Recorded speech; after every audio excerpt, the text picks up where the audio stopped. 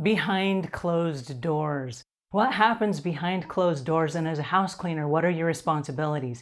That's a great question, and we're going to talk about that today. Hi there, I'm Angela Brown, and this is Ask a House Cleaner. This is a show where you get to ask a house cleaning question, and I get to help you find an answer. Now, today's show is brought to us by SavvyPerks.com, and that is a perks program for you and your employees. And so if you are a house cleaner and you have a couple of employees and you would like to give them a benefits package to inspire them to keep showing up for work every day, SavvyPerks.com is a great place to go. Go check it out because lots of our house cleaners are falling in love with this new app, and I know it's my new favorite app as well.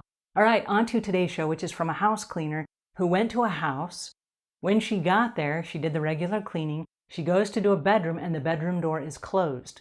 And she thought, well, that's a little odd. Usually there's no one home. So she knocks on the door, and somebody on the inside yells at her and says, "Go away, I'm trying to sleep." So she says, okay. So she did not clean that room. She does the rest of the house, and then she leaves, as she normally does. When she got home, the homeowner called and was furious that she had skipped that bedroom. So the house cleaner said, "I knocked on the door, and the person inside yelled at me and told me to go away. So I didn't clean that room. What do you want me to do?" And the woman said, "I want you to get back over here and clean it right now. Our agreement was that you were going to clean the entire house. And if someone was in there sleeping, you should have awakened them." So the house cleaner is like, what should I do? Okay, well, that's a fair question. And it sounds like we have a customer who probably jumped the gun a little bit.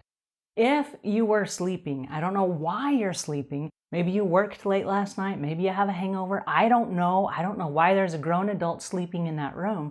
But if someone is sleeping in the room and the door is closed, that needs to be communicated with the person that hired you. So before you leave the customer's house, you may even stop and text the customer and just say, "Hey, I'm at your house, and the bedroom door upstairs on the left was closed.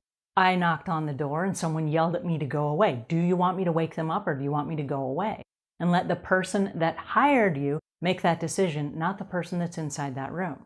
Now, the next thing that you might do, if you don't do that, on your worksheet, every worksheet has a back page. So you can fold the back page, you can fold the page over, and on the back side of the page, you can make a note. "I cleaned your entire house. I checked off everything that I cleaned except for the top bedroom on the left. There was someone in there and they told me to go away. Call me if you have any questions. I hope whoever is in there is okay."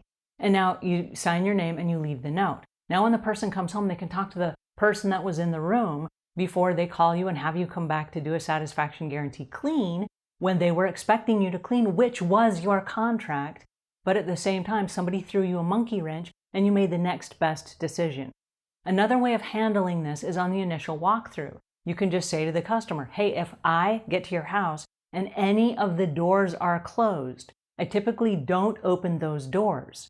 And so I just want to let you know that I don't open closed doors. So before I come, you may want to open all the doors of all the rooms and all the closets that you want cleaned." The exception to the closed door policy is for Airbnb guests and vacation rental by owner.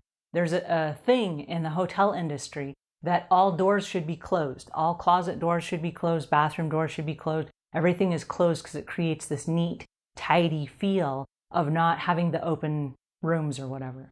So if you're in an Airbnb or you are in a vacation rental by owner and you're cleaning it, it is possible the doors will be closed. So this is a great conversation to have if you're doing a walkthrough, and just say, "Do you do open doors or you don't do open doors?" And let them know what your policy is so they can either say, "Oh, yeah, we always keep all of our doors closed. Please open them all."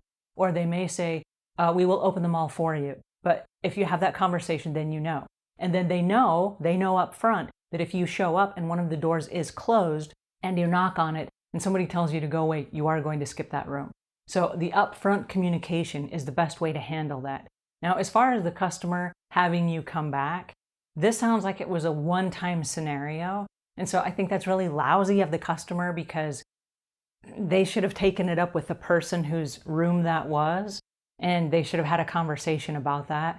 But since that didn't happen and you had to go back, I'm sorry that happened. This is like a one-time deal. This doesn't happen very often. So try to put procedures in place as weird stuff pops up. Because in this business, weird stuff will pop up. And you're like, wow, I don't really know what to do because I've never done this before. But now you do. Moving forward, now you do. Because something like this happened, we want to prevent it from happening again. So you put procedures in place so that you never find yourself in the same situation without a plan. Alrighty, that's my 2 cents for today. Until we meet again, leave the world a cleaner place than when you found it.